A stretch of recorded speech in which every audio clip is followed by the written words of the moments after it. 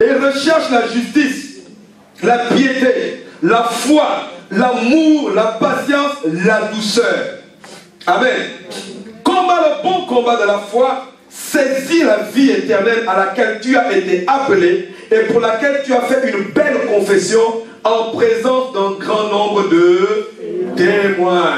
Amen. Est-ce qu'on peut acclamer Jésus pour sa parole? Alléluia. Je suis sûr que cette parole a touché plus d'un parmi nous, n'est-ce pas? Amen. Cette parole nous a tous interpellés. Aujourd'hui, on ne va pas parler des autres versets, quoique peut-être en prêchant je reviendrai dessus. Si le Saint-Esprit le permet, alléluia. Quand c'est lui qui conduit, qui dirige, qui oriente toutes choses, selon le bon vouloir de sa grâce. Aujourd'hui, nous allons tout simplement nous arrêter sur le verset 12. Et qui dit, et c'est le thème de ce matin, combattre le bon combat, ou bien ne nous trompons pas de combat. Écris ce que tu veux, soit combattre le bon combat, ou bien ne nous trompons pas de combat. Il dit, combat le bon combat de la foi, saisis la vie éternelle, à laquelle tu as été appelé, et pour laquelle tu as fait une belle confession en présence d'un grand nombre de témoins. Nos bien-aimés ont fait une belle confession hier. Alléluia. Amen. Avant de les baptiser, je pose toujours la question. Est-ce que tu t'engages Thierry? Est-ce que tu t'engages Chantal? Est-ce que tu t'engages Laetitia? Est-ce que tu t'engages Christelle? Et tous devant Dieu le Père, devant Jésus, devant le Saint-Esprit, devant les hommes, les frères et sœurs qui étaient là, et devant les anges qui étaient là aussi, ils ont tous dit, ils ont fait une belle confession en disant, je m'engage en marcher en nouveauté de vie, avec Jésus-Christ jusqu'à ce que le Seigneur vienne chercher son Église. Amen. Alléluia. Amen. Très belle confession qui s'est matérialisée par le baptême, par l'immersion. Et cette belle confession, voilà le témoignage que nous avons ce matin.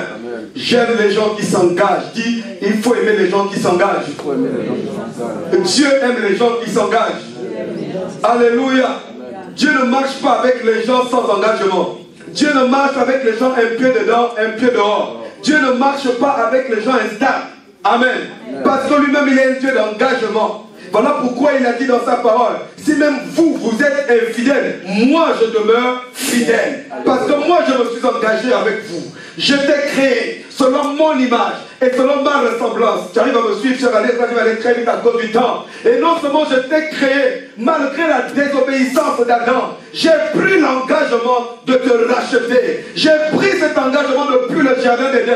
Depuis la Genèse, j'ai dit que la postérité de la femme écrasera la tête du serpent. J'ai pris cet engagement. Et cet engagement a été matérialisé en Jean chapitre 3, 16 qui déclare, car Dieu a tant aimé le monde qu'il a donné son Fils unique afin que quiconque croit en lui, il a donné son Fils unique afin que quiconque croit en lui ne périsse point, mais qu'il ait la vie éternelle. Alléluia. Mais dans ce croire, ça sous-entend s'engager. Alléluia.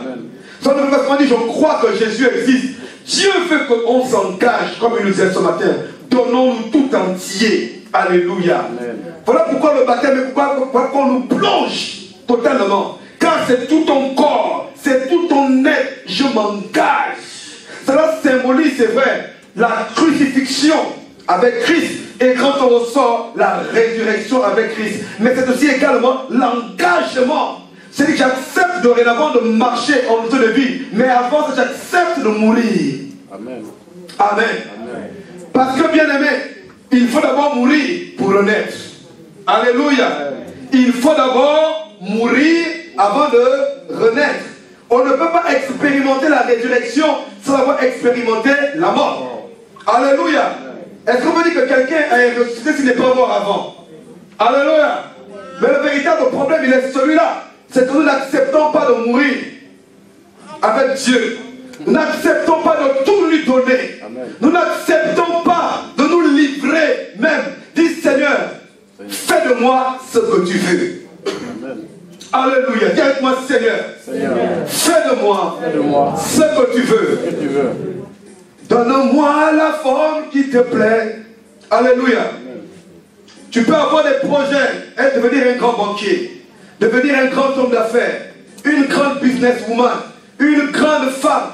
Mais Dieu te dit maintenant, tu mets tes affaires de côté, tu vas prêcher l'évangile. Est-ce que tu vas accepter? Alléluia. Alléluia. Amen. Alléluia. Est-ce que tu vas accepter? Amen. Parce que laissez-moi vous dire qu'il y a beaucoup de personnes parmi nous ce matin qui ont des plans pour leur vie. Mais laissez-moi vous dire que Dieu va changer vos plans. Alléluia. Dieu va changer vos plans. Parce que Dieu a besoin de ce qu'il a mis en vous pour impacter les gens qui ne le connaissent pas. Amen. Dieu vous a attiré à lui.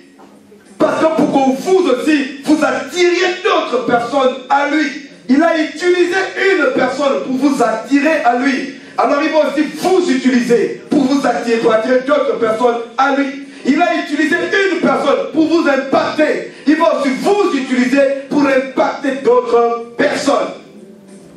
Mais avant toutes ces choses, avant d'aspirer à toutes ces choses, es-tu prêt à mourir? Je n'ai pas dit de prendre des comprimés, vous allez boire du cyanure ou de l'acide. Non, mourir en soi. L'abandon total. Le lâcher prise. Abandonner son ego, abandonner sa fierté, abandonner, peut-être que tu es dans ton pays ou dans ta ville de naissance, dans ta ville, le nom de ton père c'est un nom honorable, un nom connu. Mais Dieu te dit non, tu ne vas plus compter sur ce nom-là. Peut-être que tu fais partie d'une lignée royale dans ta nation, dans ta contrée. Il te dit non, tu ne dois plus compter sur ça. Tu vas maintenant compter sur ma royauté à moi. Amen. Amen. Voilà pourquoi beaucoup de personnes ont du mal avec Dieu. Nous avons du mal à nous abandonner, à nous livrer. Mais le problème c'est que sans en nous livrant pas à lui, on ne se rend pas compte que nous sommes esclaves d'autre chose. Car nous sommes esclaves de ce qui triomphe de nous, c'est-à-dire le monde. Amen. Celui qui refuse de se livrer à Dieu se croit fort. Amen. Il croit que non, moi je vais encore garder ma vie. Non, moi je vais encore. En réalité, le monde triomphe de toi. Amen. Sans t'en rendre compte, le diable triomphe de toi et tu es esclave du monde. On se croit libre vis-à-vis de Dieu. Je suis libre de faire ce que je veux. Mais en réalité, tu es esclave de ce qui triomphe de toi, c'est-à-dire le monde. Amen. Parce qu'il n'y a pas de deux poids, deux mesures. Soit on est libre, soit on ne l'est pas. Oh, la seule liberté, la Bible déclare que celui que le Fils de l'homme a franchi, il est réellement libre, bien-aimé dans le Seigneur. Seul Jésus-Christ a franchi. Le monde n'a aucune liberté. Le monde n'a aucune paix. Le monde n'a aucune latitude. Dans le monde, nous sommes dans une prison à ciel ouvert. Il n'y a pas de plus belle prison que la prison de la boîte de nuit. Il n'y a pas de meilleure prison que la prison des bars. Amen. C'est une belle prison. Là-bas, ça s'appelle boîte. Boîte de nuit. C'est une prison. Amen. D'ailleurs, parfois, je me souviens, moi, j'y suis allé. Il y a certaines boîtes, quand vous y allez, on dit non, on ne peut pas ressortir avant le matin. Donc, on te garde obligé. Alors que tu as payé, on dit non, avant une certaine heure. En tout cas, en Afrique, ça se passe. Non, on ne peut pas ressortir pour éviter qu'il y ait des intrus qui rentrent. Donc, on ne peut plus ressortir, non, rester à l'intérieur. Tu es prisonnier, ou vrai ou faux? Amen. Tu es prisonnier. Tu vas devoir accepter ce bruit-là, accepter ces odeurs-là, accepter cette atmosphère, la compagnie des démons. Tu vas être obligé de l'accepter malgré toi. Jusqu'au matin. Et tu vas ressortir là-bas paumé, fatigué. Et tu as dépensé ton argent. Et le lendemain, 2 jours plus tard, tu n'as que les yeux pour pleurer. Tu regrettes. Et après avoir regretté la semaine qui vient, tu auras beau dire non, je n'irai plus, mais tu repars. Pourquoi? Ce n'est pas parce que tu as envie de partir, mais parce qu'il y a quelque chose qui domine sur toi. Il y a un esprit qui domine sur toi, qui te contraint à y repartir malgré ta volonté.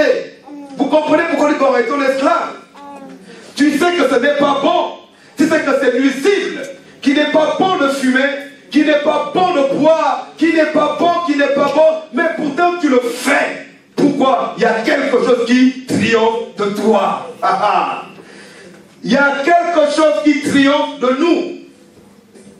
Mais Jésus est venu pour nous débarrasser, nous libérer de ces choses. Alléluia. Non, je ne me mettrai plus en colère. Je ne casserai plus, je ne ferai plus ceci. Et pourtant tu recommences. Il y a quelque chose qui triomphe de toi. Bien-aimé, comprenons une chose. Nous avons tous besoin de Jésus pour être en paix. Amen. Nous avons tous besoin de Jésus pour être heureux. Il n'y a rien dans le monde. Il n'y a rien. Il n'y a rien. Si tu avais eu du mal à venir ce matin, si tu avais hésité, ou bien peut-être que tu es venu pour accompagner un ami ou un frère, sache que le meilleur endroit où tu peux être le dimanche, ou même tous les jours de ta vie, c'est dans la maison de Dieu. Là où il y a la présence de Dieu, là où il y a la parole de Dieu, là où il y a l'esprit de Dieu, là où il y a la joie de Dieu, là où il y a la vie, la vie de Dieu, là où il y a la vie. Nous avons besoin de la vie de Dieu. La vie de Dieu, c'est cette vie dont l'homme a réellement besoin pour se sentir heureux. Cette vie qu'on appelle la vie en grec, la vie Zoé. Tu as besoin de la vie de Dieu. Tu as besoin de la vie de Dieu. Tu as besoin, bien-aimé, de la vie de Dieu. Cette vie, on ne la trouve pas dans un salon Louis XIV. On ne la trouve pas, bien-aimé, dans l'Arc de Triomphe. On ne la trouve pas même aux Champs-Élysées. Aux Champs-Élysées, je dis même chez, qu'on appelle, au Palais de l'Élysée, il n'y a pas la vie de Dieu. Ce lieu est moins luxueux que le Palais de l'Élysée. Ce lieu est effectivement moins luxueux que la Maison Blanche. Mais laisse-moi te dire qu'il y a plus de vie en ce lieu qu'au Palais de l'Élysée. Il y a plus de paix dans ce lieu qu'au Georges V. Il y a plus de paix en ce lieu qu'au Crillon. Il y a plus de paix en ce lieu qu'au 30e étage du Concorde Lafayette. Il y a plus de joie en ce lieu que dans la Tour Eiffel. Parce qu'ici, il y a la vie de Dieu. Il y a la vie de Dieu. Cette vie a transformé ma vie. Cette vie a transformé mon cœur.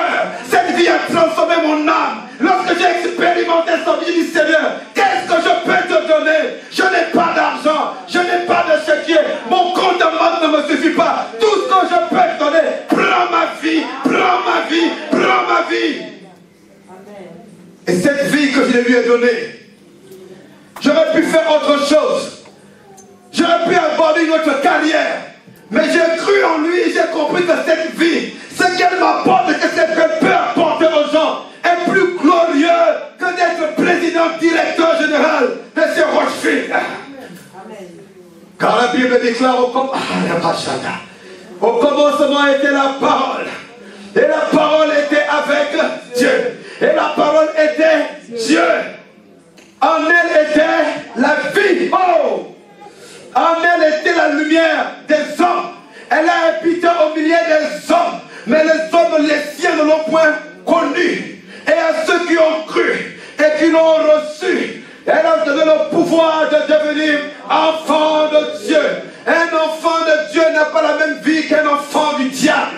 Bien aimé, ce qui nous différencie des enfants du monde, c'est la vie de Dieu qui bouillonne en nous. Si je me tiens debout, je parle avec autorité, avec force et vigueur. Ce n'est pas parce que j'ai été entraîné. Je ne suis pas allé à une école où on apprend à parler comme ça. C'est parce qu'il y a une vie. Il y a une vie. La vie d'un homme qui a été crucifié. La vie d'un homme qui a été malmené. La vie d'un homme qui a été rejeté. La vie d'un homme qui a été condamné. Il a donné sa vie. Il a dit il y a plus de joie à mourir pour qu'un homme et une multitude soient sauvés. Sa vie devait être crucifiée. Lui qui n'a point connu de péché pour nous donner sa vie. Amen.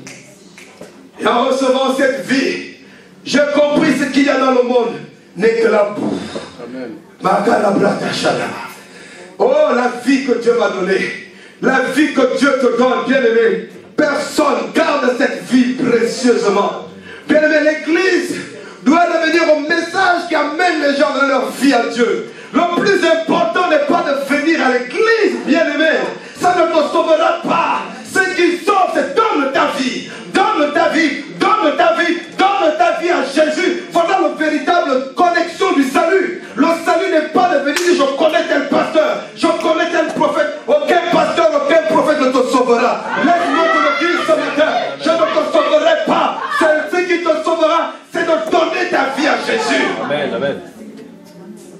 Give your life to Jesus.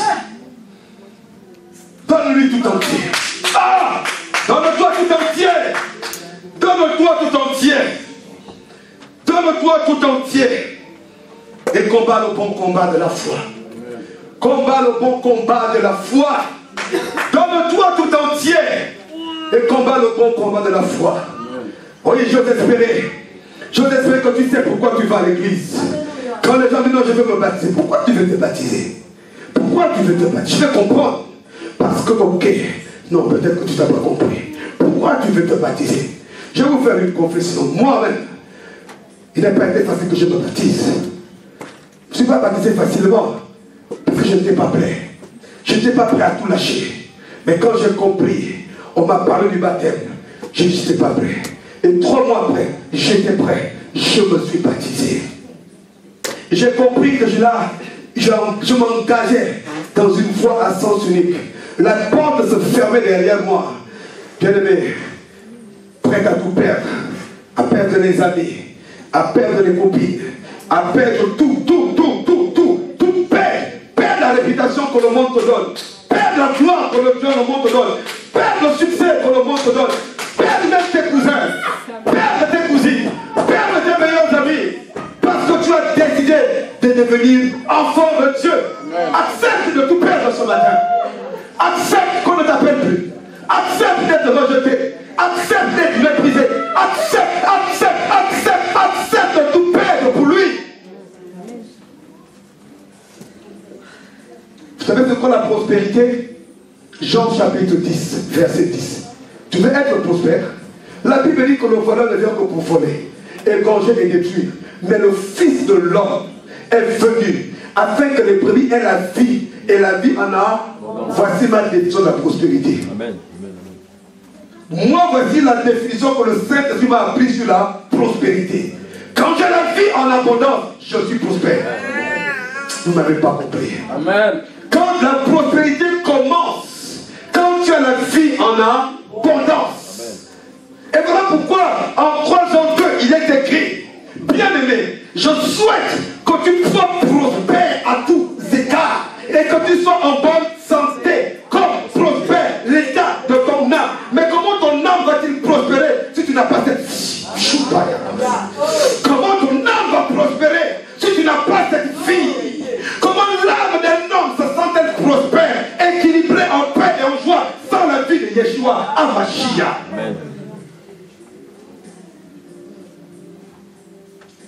La seule prospérité, elle commence quand tu as la vie en abondance. Prospérité veut dire équilibré. Amen. Prospérité et riche, c'est 2 choses différentes. Amen. Amen. On peut être riche sans être prospère. Amen. On peut être riche et être angoissé. Tu n'es pas prospère. On peut être riche et avoir des insomnies. Tu n'es pas prospère. On peut être riche et être tourmenté. Tu n'es pas prospère. Alléluia. Combat le bon combat de la foi. Le bon combat de la foi, c'est celui-là. C'est garder ton cœur tout entier à lui. Garder ton âme tout entière à lui. Tout pour lui, tout pour Jésus. Tout pour lui. Tout pour lui. Tout pour lui. Tout pour lui. Voici la plus grande prophétie que j'ai pour toi ce matin. Alléluia.